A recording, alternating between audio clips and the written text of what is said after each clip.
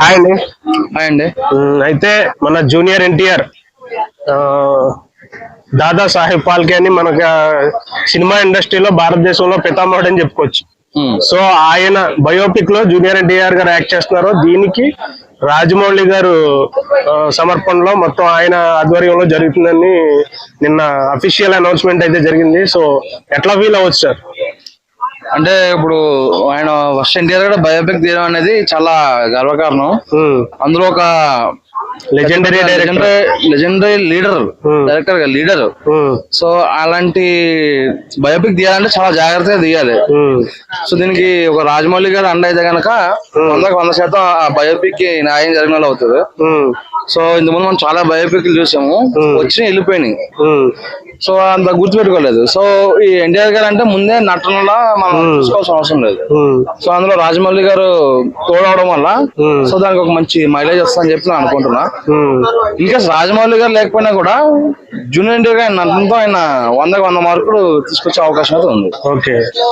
So ఈ scale అసలు ఏ స్థాయిలో ఉండొచ్చు అంటారు? వరల్డ్ లో అసలు దాదాసాహెబ్ ఫాల్కే అనే పేరును ఏ స్థాయి వరకు తీసుకెళ్ళగలరు అంటే ఇప్పుడు చాలా మంది దాదాసాహెబ్ ఫాల్కే అంటే బుక్స్ లో చదివారు అనమాట.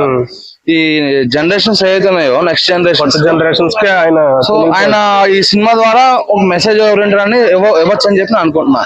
సో దాదాసాహెబ్ అంటే ఒక సోషల్ బుక్ తీసి ఆయన బొమ్మ చూస్తారు తప్ప ఆయన బ్యాక్గ్రౌండ్ అంటే తెలియదు చాలా మందికి. ఆయన ఏం చేశాడని తెలియదు. బుక్ లో ఒక పేజ్ ఉంటుంది అంతే, జస్ట్ మెయిన్ పాయింట్స్. సో ఒక ప్యూర్లీ ఒక ఎక్స్పీరియన్స్ ఇస్తారు అనమాట. సో దానికి ఎన్టీఆర్ గారు అయితేనే 100% న్యాయం చేయగలరని చెప్పి అనుకుంటున్నాను. ఇంకో విషయం ఏంటంటే సేమ్ ఇదే బయోపిక్ ని అమీర్ ఖాన్ గారు కూడా అక్కడ బాలీవుడ్ లో తీయడానికి కొంచెం ప్రాసెస్ అయితే జరిగింది. సో ఈ ఇద్దరిలో ఎవరు ది బెస్ట్ ఇవ్వగలరు అనుకుంటున్నారు? సో అమీర్ ఖాన్ గారు కూడా మనం తక్కువ అంచనా వేయలేము. సో ఇప్పుడు ఆల్రెడీ జూనియర్ ఎన్టీఆర్ గారు కూడా బాలీవుడ్ లో ఎంట్రీ అవ్వడం జరిగింది. ఈ మూవీని అక్కడ కూడా రీమేక్ చేసేస్తే బెటర్ అని చెప్పి నేను అనుకుంటున్నాను నేను. సో అక్కడ కూడా ఎన్టీఆర్ గారు ఉంటేనే బెటర్. సో కొంచెం డ్రాప్ అయ్యి అదే ఎగ్జాంపుల్ మనం చూసుకుంటే గజనీ సినిమా ఉంది, చూస్తే సూర్య గారు ఎట్లా ఉంది, అక్కడ చూసుకుంటే అమీర్ ఖాన్ గారు ఎట్లా ఉంది, మహేష్ బాబు గారు పోగ్రీ ఉంది. అసలు ఇక్కడ చూసుకుంటే మహేష్ బాబు గారు పోగ్రీ గూస్ బంప్స్ వస్తాయి నెక్స్ట్ లెవెల్. అక్కడ సల్మాన్ ఖాన్ హిట్ అయిపోయింది సినిమా, అతనికి వచ్చిన అది కొంచెం హల్వాలాగా అయిపోయింది సినిమా. సో ఈ సినిమా ఎగ్జాక్ట్లీ అక్కడ కాపీ బేస్ చేస్తే బెటర్ అని చెప్పి అనుకుంటున్నా. అంటే ఇప్పుడు బాలీవుడ్ లో ఖాన్స్ త్రయం ఏదైతే ఉందో ఇప్పుడు చాలా మొత్తం పడిపోయింది, మొత్తం అసలు ఎంకరేజ్ చేయట్లేదు వాళ్ళని. సో ఇలాంటి టైంలో ఆయన బయోపిక్ ని తీస్తే అది చెడగొట్టడం అవుతుందా లేకపోతే దాన్ని నిలబెట్టడం అవుతుంది అంటారు? అక్కడ మెయిన్ కంటెంట్ సరిగా లేదండి. మెయిన్ అయ్యో సాంగ్స్ ఫైట్స్ అని పెట్టేస్తున్నారు తప్ప కంటెంట్ లేదు స్టోరీలో.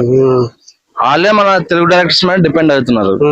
సో చెయ్యొచ్చు బాలీవుడ్ లో, బట్ ఒక తెలుగు డైరెక్టర్ దానికి ఎగ్జాక్ట్ డైరెక్షన్ ఇస్తే కనుక బెటర్ అని చెప్పి నా ఫీలింగ్ అనమాట. ఓకే. సో వేరే డైరెక్టర్లకి ఇచ్చి అది చెడగొట్టేసి కాకుండా ఇక్కడున్న డైరెక్టర్ నే అక్కడ కూడా చేస్తే బాగుంటుంది చెప్పి అనుకున్నాను. ఓకే. సో అమీర్ ఖాన్ గారి విషయానికి వస్తే ఇప్పుడు రాజమౌళి గారు మహాభారతం తీయటం నా డ్రీమ్ ప్రాజెక్ట్ అని చెప్పేసి అన్నారు. సో సైమల్టేనియస్ గా ఆయన కూడా ఈ మధ్యన నేను ఒక మహాభారతం తీస్తానని చెప్పేసి ముందుకు రావడం జరిగింది. ఏంటి ఆయన బాధ? అసలు ఆయన ప్రాబ్లం ఏంటి అసలు? ఇప్పుడు ఏం లేదండి, సింపుల్. మొన్న ఇది వచ్చింది, ఆదిపురుష్ సినిమా వచ్చింది చూసారు కదా, బాలీవుడ్ లో సినిమా తీశారు, ఎలా ఉంది? అదే సినిమా మళ్ళీ మన ఇంత తీస్తున్నారు కదా, ఆయన పేరేంటి, మన యానిమల్ చేశారు కదా సందీప్, హీరో చెప్తున్నాను నేను, రణబీర్ కపూర్. సో మళ్ళీ వాళ్ళు చేస్తున్నారు, ఎందుకంటే మళ్ళీ బాలీవుడ్ లో చేస్తున్నారు. సో వాళ్ళ మీద వాళ్ళకే నమ్మకం లేదు, ఇక మన మీద ఎట్లా చేస్తారు చెప్పండి. రాజమౌళి గారు అంటే ఒక లెజెండరీ డైరెక్టర్. ఆయన జనాలు పల్స్ బట్టి నెక్స్ట్ సీన్ ఏంటి అనేది రాయగలరు. సో బాలీవుడ్ లో తీస్తారంటే ఎటువంటి ఇబ్బంది లేదు. అంటే ఒక 100% ఉన్న ఫ్యాక్ట్ మాట్లాడుకుంటే ఇప్పుడు అమీర్ ఖాన్ అనే వ్యక్తి ఒక ముస్లిమ్స్ కమ్యూనిటీకి సంబంధించిన వ్యక్తి. సో ఆయన ఇప్పుడు ఈ వీటి జోలికి వచ్చి ఏం చేయాలనుకున్నాడు? ఉన్నది పాడు చేయడానికా లేకపోతే ఆయన ఇంకేమైనా చేద్దామని చెప్పేసి? అది అంటే ఇప్పుడు ఆయన ఒక వర్గం చెందిన మనిషి అయి ఉండొచ్చు, బట్ వేరే మిగతా వాళ్ళు ఒప్పుకోరు కదా దాని గురించి అయితే. సో అది మన తెలుగుకు చెందిందే మహాభారతం. సో మన వాళ్ళు తీస్తేనే దానికి ఒక హైప్ ఇస్తారు. మేబీ అనవసరంగా తీసి దాన్ని చెడగొట్టుకునే దానికన్నా చేసేదో కరెక్ట్గా చేస్తే బెటర్ అని చెప్పి అనుకుంటున్నాను అనమాట. ఓకే అన్న, థ్యాంక్ యూ.